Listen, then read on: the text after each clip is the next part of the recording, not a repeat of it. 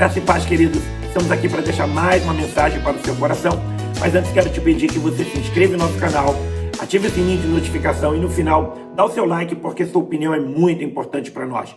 1 Coríntios capítulo 10, versículo 12 diz: portanto, se vocês pensam que estão de pé, cuidem para que não caiam. Queridos, o crente que deseja se manter saudável, forte e cheio de energia, ele deve evitar certas coisas, certas situações. O homem, por mais forte que ele seja, se ele entrar numa sala infectada, certamente ele será contagiado. Da mesma maneira é a vida espiritual. Nós temos que evitar tudo que possa nos enfraquecer, roubar de nós a força que o Senhor tem nos dado. Tudo aquilo que pode nos privar da saúde espiritual, nós como cristãos devemos evitar. E uma das coisas que o crente tem que aprender a fazer, ele tem que aprender a evitar, é desperdiçar energia.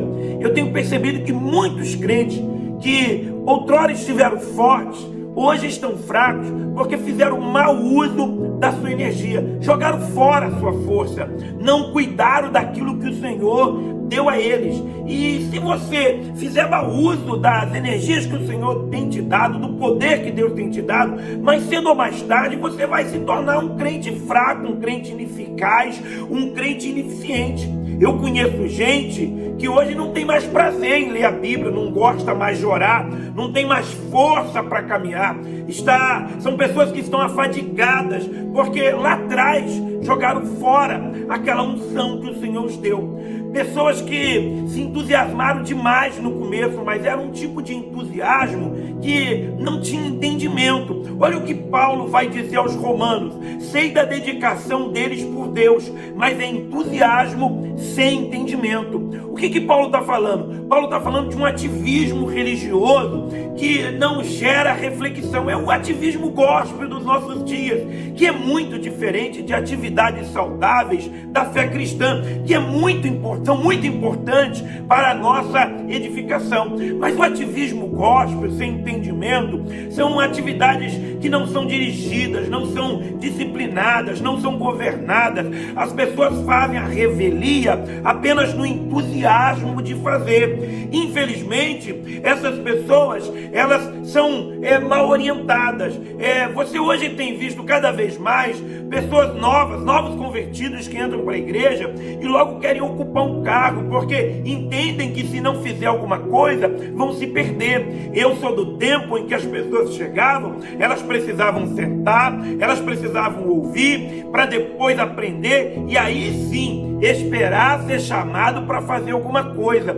E nós temos que lutar por esses princípios. Você não pode se colocar como alguém que é zeloso, que é ativista, mas que não tem entendimento. Não adianta. Você precisa ter prazer no que você faz. Você não pode fazer as coisas para Deus no automático. Não adianta você fazer o serviço cristão e não ter alegria nele. Você vai estar apenas desperdiçando as suas forças. É hora de parar. Se por acaso você está desse jeito, é hora de pisar no freio, é hora de parar, é hora de segurar um pouquinho para recuperar o fôlego, porque se você continuar trabalhando nesse ativismo sem entendimento, nesse zelo sem entendimento, mais cedo ou mais tarde você vai estar fraco, desanimado e abatido. Outra coisa que tem roubado a força, a coragem, a saúde espiritual de muito crente é o falatório desenfreado. Você tem que evitar falar demais.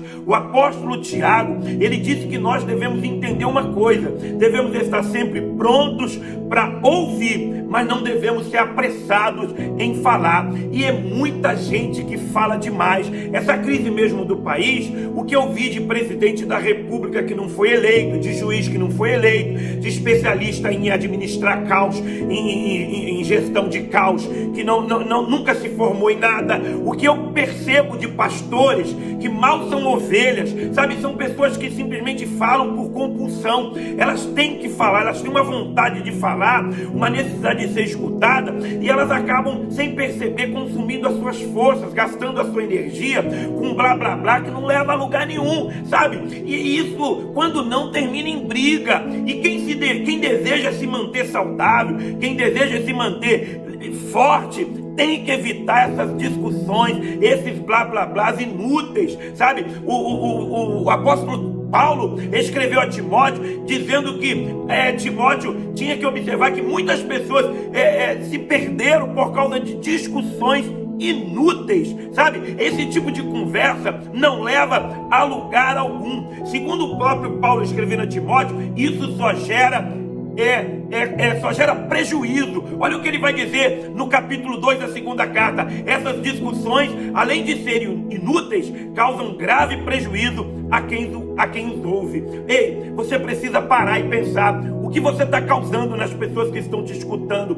Para pensar no que você está falando. Para pensar nos assuntos que você anda discutindo. Você pode acrescentar alguma coisa com essas discussões à vida de alguém? Então analise as suas palavras. Verifique se elas edificam quem anda escutando. Verifique se as suas palavras são mundanas ou não. Paulo vai declarar que nós devemos evitar conversas tolas e profanas que só levam a mais comportamentos mundanos, que esse tipo de conversa, segundo Paulo, é como câncer que se espalha. Você já viu a velocidade de um câncer se espalhar? É terrível. Então, querido, pensa no que você anda falando. Muitos de nós queimamos as nossas energias, gastamos as nossas forças, ficamos fracos porque falamos besteira demais. Aleluia! Há certo tipo de conversa que acaba gerando briga. Nós temos que ter conversas proveitosas, conversas que servem para promover edificação em quem escuta. Louvado seja o nome do Senhor. Tito vai dizer que nós devemos também evitar discussão tola, que é inútil e perde tempo. Louvado seja o nome do Senhor. Ei, o crente não foi chamado para viver brigando. É isso, você não tem que ficar usando os seus argumentos para promover briga, para promover discussões. É isso que Paulo vai falar em outro momento para Timóteo. O servo do Senhor não deve viver brigando, mas deve ser amável com todos, apto para ensinar e paciente. Como você está usando a tua fala? Será que essa não é a principal causa da sua fraqueza espiritual? Ei, tome cuidado. Há muitas pestilências aí no ar e nós temos que tomar cuidado. Nós temos que zelar da nossa saúde emocional e espiritual, além da saúde física. Então, evite falar demais. Deus te deu uma boca e 2 ouvidos. Ele já quis dizer alguma coisa na anatomia do corpo humano. Outra coisa que tem enfraquecido muita gente é a preguiça. Como tem gente entregue à preguiça, e nada abate mais as suas forças do que essa falta de disciplina pessoal para se ocupar naquilo que é útil, para administrar as tarefas do seu dia. Tem pessoas aí que não sabem outra coisa a fazer se não deitar, levantar um pouco, reclamar da vida, comer e voltar a deitar. Ei, querido, não gaste mal o tempo que Deus te deu. Você precisa aprender a produzir alguma coisa que é útil. Você precisa aprender a fazer alguma coisa que seja produtivo, que seja construtivo, seja para você ou para a vida do outro que está à tua volta. Eu tenho entendido uma coisa: quanto mais a pessoa se entrega à preguiça, menos força ela tem para reagir. Quanto mais ela fica sem fazer nada, menos ela consegue dar uma resposta àquilo que está à sua volta. Ficar na preguiça e negligenciar o seu dia, as tarefas do seu dia, são verdadeiros ladrões de força cristã. Louvado seja o Senhor. Não desperdice mais do seu tempo não fazendo nada, não fazendo aquilo que não é útil. Deus te deu uma vida e o relógio está correndo. Quando você olha para trás, o que você já fez nesse período mesmo de restrição da liberdade, em quarentena que ficamos, o que você fez de útil? Quantos livros você leu? Quantos capítulos da Bíblia você leu?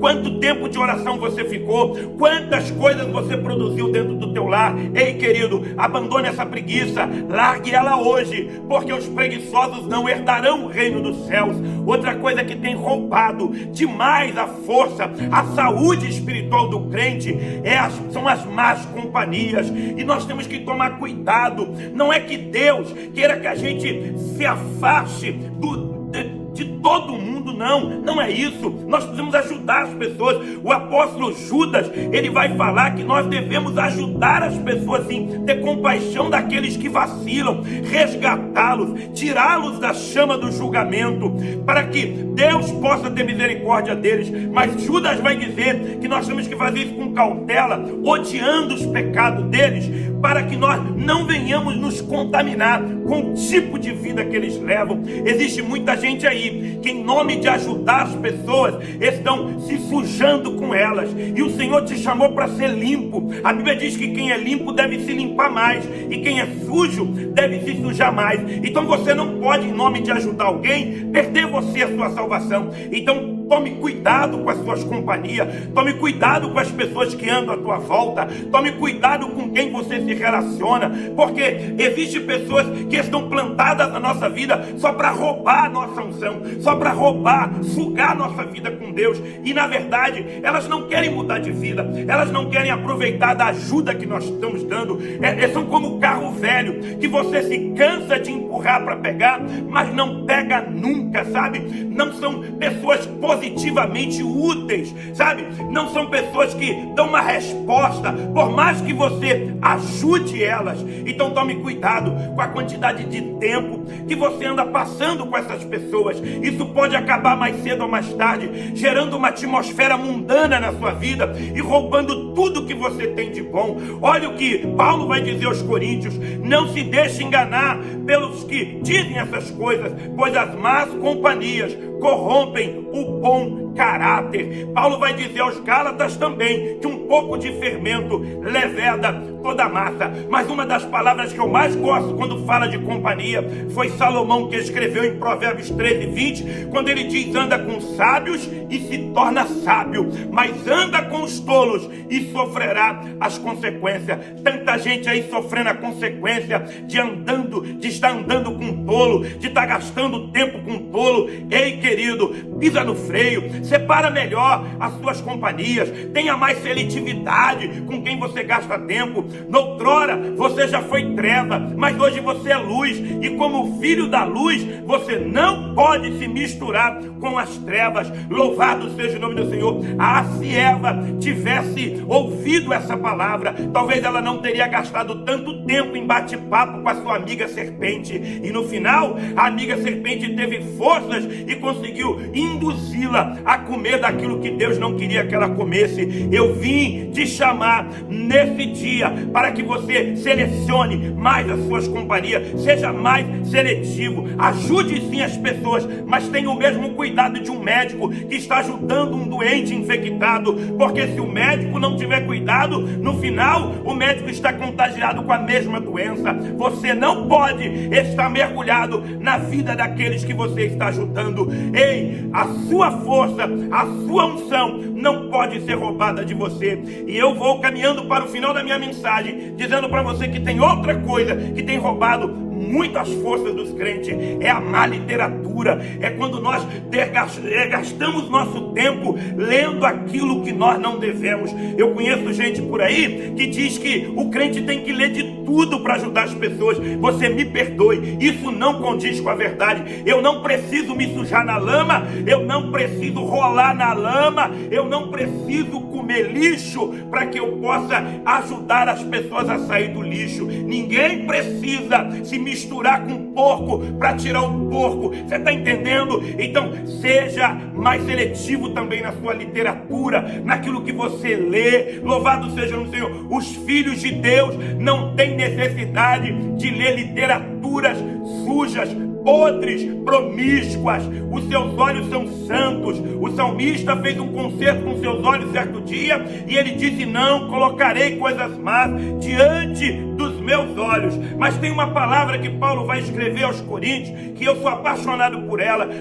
aos Romanos, me perdoe, no capítulo 13, no versículo 14, Paulo diz aos crentes de Roma: não façais provisão para a carne para atender seus desejos. Provisão para a carne, aleluia, é alimentar a carne. Quem alimenta a carne não pode ficar surpreso em depois cair em tentações, em cair nos seus próprios desejos. Está cheio de gente aí fazendo provisão para a carne e depois reclama que caiu, reclama que está fraco, reclama que não tem mais ânimo. Ei, pare de fazer provisão para a carne, vigie com aquilo que você está lendo. Aprende uma coisa: quando você tiver pensamentos profanos, quando você tiver imaginações profanas, começa a vigiar. Aliás, melhor do que vigiar, faça o que Paulo falou para Timóteo: foge, corre, vai embora no primeiro pensamento, vira as costas na primeira imaginação, se afasta. Isso não é para você. Olha o que Paulo vai dizer a Timóteo na sua segunda carta, no capítulo 2: fuja de tudo que estimule as paixões da juventude. Então, querido, hoje Deus está me usando para falar contigo. Tome cuidado com essas pestilências que andam por aí, tome cuidado